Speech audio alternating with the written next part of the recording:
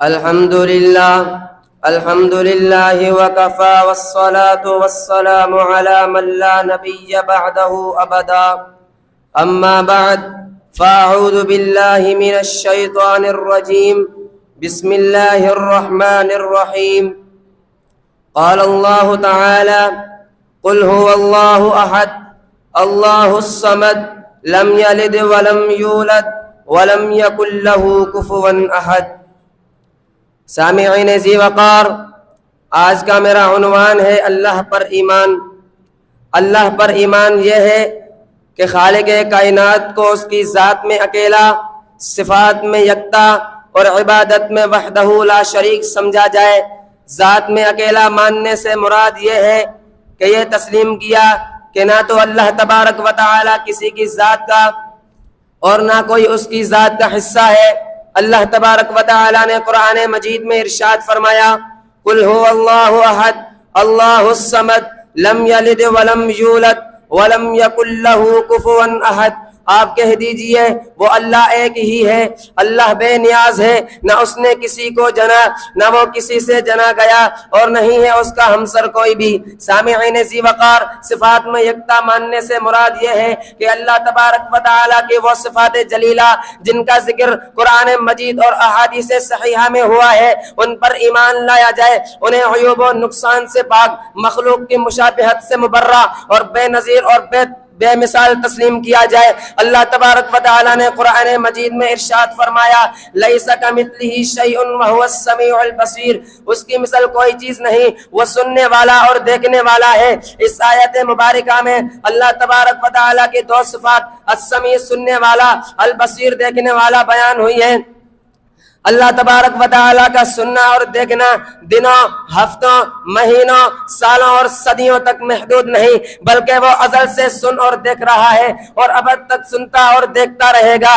سنتا تو انسان بھی ہے، لیکن انسان اور رحمان کے سننے میں زمین و آسمان کا فرق ہے۔ انسان ایک شخص کی بات سن سکتا ہے، لیکن رحمان کے سننے کا عالم یہ ہے کہ ایک ہی وقت میں لاکھوں کروڑوں انسان و حیوان، چرندے اور پرندے ہوں، ایک ہی وقت میں تمام مخلوقات کی فریاد سنتا بھی ہے اور ان کے مطابق فیصلے بھی صادر کرتا ہے۔ نہ تو اسے سننے میں کوئی دشواری پیش آتی ہے اور نہ ہی اس کے مطابق فیصلہ کرنے میں کوئی غلطی سرزد ہوتی ہے۔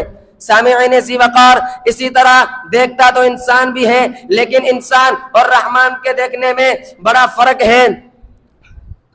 انسان کی حد نگاہ زیادہ سے زیادہ چند فرلانگ تک ہو سکتی ہے، جبکہ رحمان جب وہ آگے دیکھ رہا ہوتا ہے تو پیچھے نہیں دیکھ سکتا، جب دائیں جانب دیکھ رہا ہوتا ہے تو بائیں جانب نہیں دیکھ سکتا، جب نیچے دیکھ رہا ہوتا ہے تو اوپر نہیں دیکھ سکتا، جب ایک چیز کو دیکھ رہا ہوتا ہے تو دوسری چیز کو نہیں دیکھ سکتا۔ جبکہ رحمان کے دیکھنے کا عالم یہ ہے کہ صرف زمین و آسمان ہی میں نہیں، بلکہ فوق السما سے لے کر تحت الثری تک کی ہر چیز ہر وقت اس کے سامنے واضح اور روزے روشن کی طرح آیا ہوتی ہے۔ نہ تو اسے دیکھنے میں کوئی دشواری اور نہ کسی چیز پر تصرف میں کوئی مشکل پیش آتی ہے۔ اس کی سفارش کر رہے ہیں ان کا نہیں۔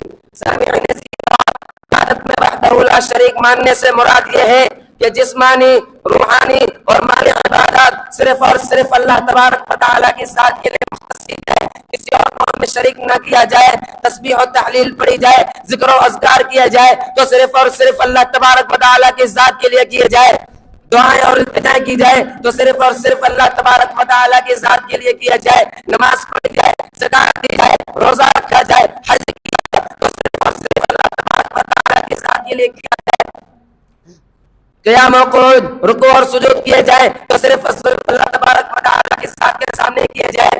منتیں مانی جائے، مرادیں مانگی جائیں، نذر و نیاز کیے جائے تو صرف اور صرف اللہ تبارک و تعالیٰ کی ذات کے لیے دیے جائے۔ اللہ تبارک و تعالیٰ نے قرآن مجید میں ارشاد فرمایا یا ایھا الناس اعبدوا ربکم الذی خلقکم والذین من قبلکم لعلکم تتقون۔ اے اللہ، تم اس رب کی عبادت کرو جس نے تمہیں اور تم سے پہلے لوگوں کو پیدا کیا تاکہ تم متقی بن جاؤ۔ اللہ تبارک و تعالیٰ سے دعا ہے وہ اپنی ذات اور صفات پر ایمان اور صرف اپنی عبادت کرنے کی توفیق عطا فرمائے۔ آمین۔ وما علینا الا البلاغ المبین۔